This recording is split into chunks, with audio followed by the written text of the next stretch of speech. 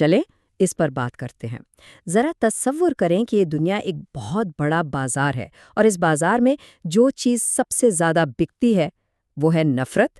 یہ ایک ایسی جگہ ہے جہاں جذبات کو بھڑکایا جاتا ہے اور قوموں کو ایک دوسرے کے آمنے سامنے لا کھڑا کیا جاتا ہے۔ تو یہی ہے اس پورے تجزیے کا مرکز، یعنی نفرت کی ایک سٹاک ایکسچینج، ایک ایسا سسٹم جہاں لڑائی جھگڑے کو، تنازع کو منافع کے لیے بیچا جاتا ہے۔ لیکن تاریخ میں ایسے لمحے بھی آتے ہیں جب یہ سارا کھیل پلٹ جاتا ہے اور نفرت کی جگہ انسانیت کی قدر آسمان کو چھونے لگتی ہے۔ اچھا، تو سوال یہ ہے کہ یہ جو نفرت کا بازار ہے، یہ عالمی سطح پر آخر چلتا کیسے ہے؟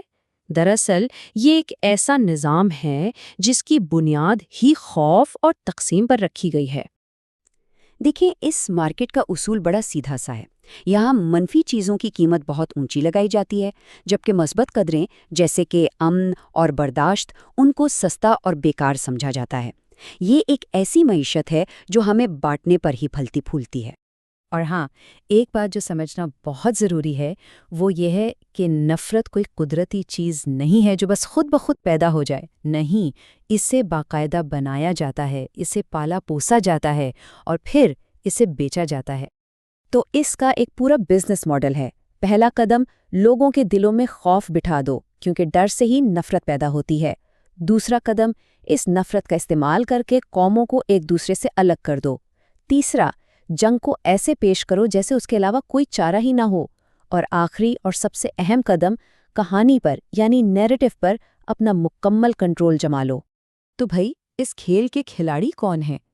میڈیا ہے، سیاست ہے، ذاتی مفادات رکھنے والے لوگ ہیں، اور سب سے بڑھ کر طاقت کی کبھی نہ ختم ہونے والی بھوک۔ یہ سب مل کر ایک ایسا ماحول بناتے ہیں جہاں دشمنی کو ہوا دی جاتی ہے۔ یہی وہ تاجر ہیں جو نفرت کی اس مارکیٹ کو دن رات چلاتے ہیں۔ لیکن ہر کہانی کا ایک دوسرا پہلو بھی تو ہوتا ہے نا؟ نفرت کے اس پورے کاروبار کے مقابلے میں ایک خاموش لیکن بہت ہی طاقتور قوت کھڑی ہے، اور وہ ہے سفارت کاری اور بات چیت۔ فرق بالکل صاف ہے۔ جہاں نفرت کا کاروبار خوف اور تقسیم پر چلتا ہے، وہیں سفارت کاری کا فن حکمت اور جوڑنے پر یقین رکھتا ہے۔ ایک طرف جلد بازی کا رد عمل ہے تو دوسری طرف ٹھہر کر سوچنا۔ ایک طرف دوسروں کو بس کھیل کے مہرے سمجھا جاتا ہے اور دوسری طرف انسان۔ اب ذرا ان حالات کا تصور کریں جہاں یہ دونوں مخالف قوتیں بالکل آمنے سامنے آ جاتی ہیں، جب دنیا جنگ کے بالکل کنارے پر کھڑی ہوتی ہے۔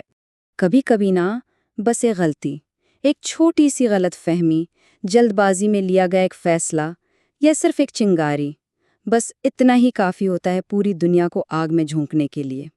اور جب نفرت کی مارکیٹ اپنے عروج پر پہنچ جائے تو سب سے بڑا خطرہ ایٹمی جنگ کا ہوتا ہے۔ یہ کوئی عام جنگ نہیں ہوتی، یہ وہ دروازہ ہے جو ایک بار کھل جائے تو واپسی کا کوئی راستہ نہیں بچتا۔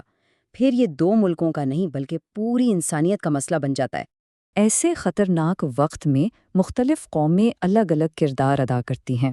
کچھ قومیں پل بن کر دشمنوں کے بیچ رابطے کا ذریعہ بنتی ہیں، کچھ ثابت قدم قوم کی طرح اپنے اصولوں پر ڈٹ کر بات چیت کا مطالبہ کرتی ہیں، اور کچھ ذمہ دار طاقت کے طور پر اپنا اثر و رسوخ استعمال کر کے ماحول کو ٹھنڈا کرتی ہیں۔ اور پھر آتا ہے وہ فیصلہ کن لمحہ جب سفارت کاری کامیاب ہو جاتی ہے اور نفرت کا یہ پورا بنایا ہوا بازار دھڑام سے نیچے آ گرتا ہے۔ ذرا سوچیں، کشیدگی بالکل عروج پر ہے، ہر طرف جنگ کی باتیں ہو رہی ہیں اور نفرت کے دام آسمان سے باتیں کر رہے ہیں۔ اور پھر اسی نازک لمحے میں کوئی آگے بڑھ کر کہتا ہے، رکو، بات کرتے ہیں۔ یہ صرف چند الفاظ نہیں ہوتے، یہ انسانیت کے حق میں ایک بہت بڑا اعلان ہوتا ہے۔ اور نتیجہ کیا نکلتا ہے؟ اس ایک جملے سے نفرت کے دام زمین پر آ گرتے ہیں اور انسانیت کی قدر کہیں زیادہ بڑھ جاتی ہے، مارکیٹ کریش ہو جاتی ہے۔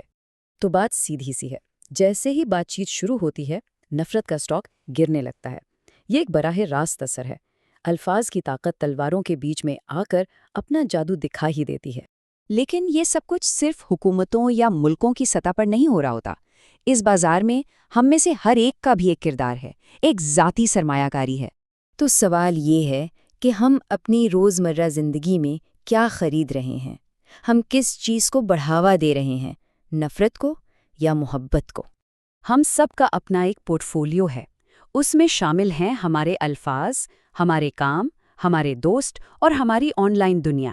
یہ سب مل کر یا تو نفرت کے بازار کو اور مضبوط کرتے ہیں یا پھر اسے کمزور کرتے ہیں۔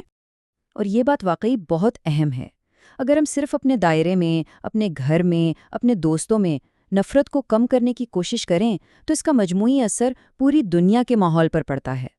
جب بھی کوئی بڑی جنگ ٹل جاتی ہے تو سمجھ جائیں کہ کہیں نہ کہیں کسی نے امن کے لیے آواز ضرور اٹھائی تھی۔